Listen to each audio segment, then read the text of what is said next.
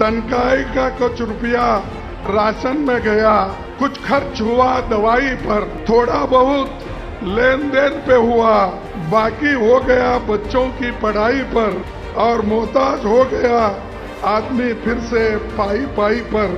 समझ में नहीं आता कि मैं क्या बोलूं महंगाई पर। तारीख 14 फरवरी 2015। कांग्रेस का एक नेता सदन में खड़ा होता है, पीएम मोदी के भाषण देने के तरीके की तारीफ करता है और कहता है, मोदी जी भाषण शानदार था, लेकिन भाषण से जनता का पेट नहीं भरता, भाषण से जनता की गरीबी दूर नहीं होती। वो नेता जो भरे सदन में प्रधानमंत्री को चुनौती देते हुए कहता है, आपने मनरेगा जैसी योजना के ऊपर मजाक तो बना दिया, लेकिन खुद 15 साल गुजरात के मुख्यमंत्री रहते हुए भी वहां की गरीबी दूर नहीं कर पाए। मनरेगा जैसी योजना पर आपको बोलने का कोई अधिकार नहीं। वो नेता जिसे सोनिया गांधी ने लोकसभा में कांग्रेस का मुखिया बनाया, जिसने अपने प्रतिनिधि भाषण में कहा था, हम लोकसभा में 44 हो सकते हैं, लेकिन पांडव कभी 100 कौरवों से डरेंगे नहीं। वो नेता जिसने कांग्रेस अध्यक्ष पद चुनाव के नामांकन के आखिरी दिन पर्चा दाखिल किया और करीब 7,000 मतों के भारी अंतर से जीत लिया। नमस्ते, मेरा नाम अनिल शारदा है और मैं कांग्रेस के एक धरोहर की कहानी दिखा और सुना रहा हूँ। फ्लैशबैक में थोड़ा पीछे लेकर चलता हूँ। अगस्त का महीना, साल 1947 का। एक और देश आज़ादी का जश्न मना रहा था, लेकिन दूसरी ओर देश के कई हिस्से विभाजन का दंश झेल रहे थे। पूरा देश दंगों की चपेट में था। इसी दंगे में एक 5 साल के लड़के ने अपनी माँ और बहन को जिंदा जलते हुए देखा। दंगों के बीच पिता उस बच्चे को लेकर जंगल की ओर भाग गए। वहीं मजदूरी की, बेटे को पढ़ाया। बेटा बड़ा हुआ तो वकील बना, यूनियन लीडर बना, विधायक बना, मंत्री बना, सांसद बना, फिर केंद्रीय मंत्री भी बना और अब वह नेता भारतीय राष्ट्रीय कांग्रेस का नया अध्यक्ष है। ये कहानी हम सुना रहे हैं मल्लिकार्जुन खड़गे की, कांग्रेस के राष्ट्रीय अध्यक्ष मल्लिकार्जुन खड़गे की। कर्नाटक में एक जिला है, नाम कलबुर्गी। इसे पहले गुलबर्ग के नाम से जाना जाता था। जिले में काफी हलचल रहती है। यह जिला कर्नाटक के आखिरी छोर पर है। इसकी सीमाएं महाराष्ट्र और तेलंगाना दोनों को छूती हैं, लेकिन फिर भी यह हमेशा से सियासत का केंद्र बिंदु रहा है।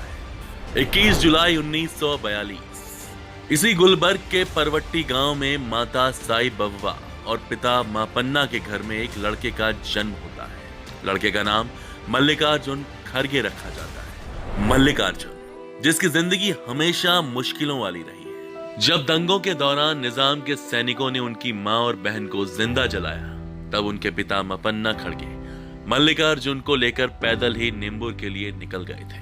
वहां पहले से उनके रिश्तेदार रहते थे। उन्होंने मल्लिकार्जुन को रिश्तेदार के घर ही कुछ दिनों के लिए छोड़ दिया और काम के लिए गुलबर्गा चले गए। उनके पिता वहां मिल में काम करते थे। कुछ दिन बाद स्थिति बेहतर हुई तो मल्लिकार्जुन भी गुलबर्ग आ गए। गुलबर्ग के बासव नगर में ही खड़गे की शुरुआती पढ़ाई। उन्होंने 12वीं तक की पढ़ाई नूतन स्कूल से पूरी की।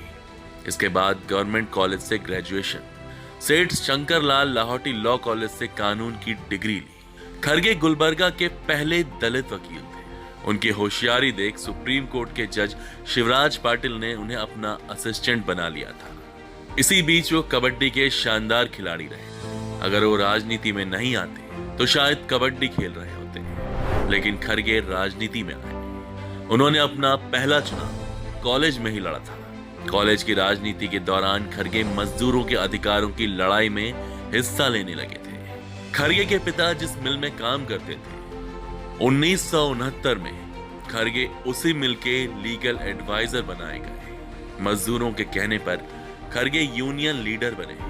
वे बिना पैसे लिए गरीबों और मजदूरों के केस लड़ा करते थे। इस वजह से खड़गे कुछ ही दिन में मशहूर हो गए। उन्हें गुलबर्गा के संयुक्त मजदूर संघ का सबसे प्रभावशाली नेता कहा जाने लगा और फिर यहीं से मल्लिकार्जुन खड़गे का सियासी सफर परवान चढ़ता गया। अब बात 1970 के दशक की। 27 साल के मल्लिकार्जुन खड़गे कांग्रेस के युवा तुर्क खेमे में शामिल हुए। गुलबर्ग सीट के अध्यक्ष बने, विधानसभा का टिकट मिला और सन 1972 में खड़गे राज्य की गुरमीत काल सीट से पहली बार चुनाव लड़े। घर घर घूम के पोस्टर बांटे, दीवारों पर अंबेडकर और गांधी के नारे लिखे, तकरीबन 94,000 मतों के ऐतिहासिक अंतर से चुनाव जीते और फिर कभी पीछे मुड़कर नहीं देखे। ये वो दौर था जब देश के राजनीतिक गलियारों में एक जननेता जन्म ले चुका था। 1972 के बाद खड़गे लगातार 9 बार इसी सीट से विधायक चुनकर आते गए। 1976 में खड़गे पहली बार प्राथमिक शिक्षा विभाग में राज्य मंत्री बनाए गए। इसके बाद वो लगातार कर्नाटक सरकार में ग्रामीण विकास और पंचायती राज विभाग, राजस्व विभाग जैसे कई मंत्रालय संभालते रहे। फिर 1994 का वो साल जब राज्य का समीकरण बदल गया, कांग्रेस की सरकार चली गई। अब कर्नाटक में जनता दल सेक्युलर की सरकार थी। एचडी देवगौड़ा मुख्यमंत्री बन चुके थे। कांग्रेस विपक्षी दल की भूमिका में आ चुकी थी और खड़गे विपक्ष के नेता बना दिए गए थे। 5 साल बाद फिर समीकरण बदले और 1999 में कांग्रेस की सत्ता में वापसी हुई। मल्लिकार्जुन खड़गे ने सरकार में गृह विभाग का कार्यभार संभाला। सफर में थोड़ा आगे चलते हैं। ये वो दौर था जब खड़गे केंद्र की राजनीति में आ रहे थे। साल 2009 कांग्रेस ने गुलबर्ग से लोकसभा का टिकट दिया। खड़गे चुनाव जीतकर मनमोहन सिंह सरकार में कैबिनेट मंत्री बने और केंद्र की राजनीति में अपने सफर की शुरुआत की। साल 2014 जनता को फर्जी राष्ट्रवाद का पैम्पलेट थमाया जा रहा था। देश में अपने सियासी मंसूबों को पूरा करने के लिए नफरत भड़काई जा रही थी। इस नफरत की आंधी में कांग्रेस को सिर्फ 44 सीटें मिली। तब सत्ता विरोधी लहर में भी खड़गे चुनाव जीतकर लोकसभा पहुंचे थे। कांग्रेस ने उन्हें लोकसभा में पार्टी का नेता बनाया। उन्होंने पूरे 5 वर्षों तक पार्टी का पक्ष रखा। 2019 में चुनाव हारने के बाद 2020 में उन्हें राज्यसभा भेज दिया गया। खड़गे सिर्फ राज्यसभा ही नहीं भेजे गए, बल्कि उन्हें 2021 में सदन में विपक्ष का नेता भी बनाया गया। खड़गे अब 80 साल के हो गए हैं। 21 जुलाई को अपना जन्मदिन मनाते हैं। इस साल भी दिल्ली से लेकर गुलबर्ग तक उनके जन्मदिन पर जश्न की तैयारियां थी, लेकिन खड़गे ने जन्मदिन मनाने से इनकार कर दिया।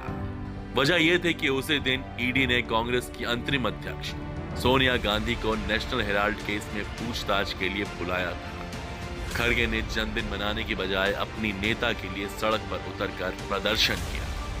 कांग्रेस और जनता के प्रति यही समर्पण उन्हें निरंतर चुनाव जितवाता आया है। कांग्रेस अध्यक्ष पद के नॉमिनेशन के आखिरी दिन उन्होंने पर्चा भरा, राज्यसभा में नेता प्रतिपक्ष के पद से इस्तीफा दे दिया, चुनाव लड़े और हमेशा की तरह इस बार भी जीत गए। इस 50 साल के राजनीतिक करियर में 2019 का चुनाव हटा दे तो खड़गे अब तक कोई चुनाव नहीं हारे। बहरहाल खड़गे अब कांग्रेस के राष्ट्रीय अध्यक्ष हैं। वो कांग्रेस के 18वें राष्ट्रीय अध्यक्ष चुने गए हैं।